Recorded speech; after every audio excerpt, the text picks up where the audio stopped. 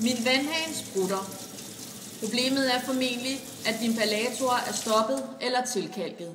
Palliatoren er den si, som er skruet fast yderst på vandhanen. Skru palliatoren af med fingrene.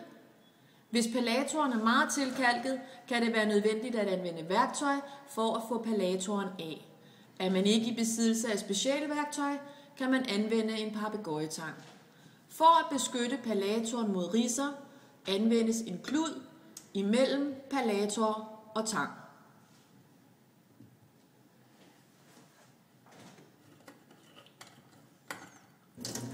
Rens filteret for fremmedlegemer.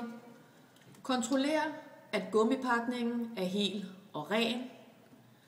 Er filteret tilkalket, lægges det i eddike 12-24 timer. Det afkalkede og rene filter lægges i omløberen, pakningen øverst og monterer palliatoren på vandhanen.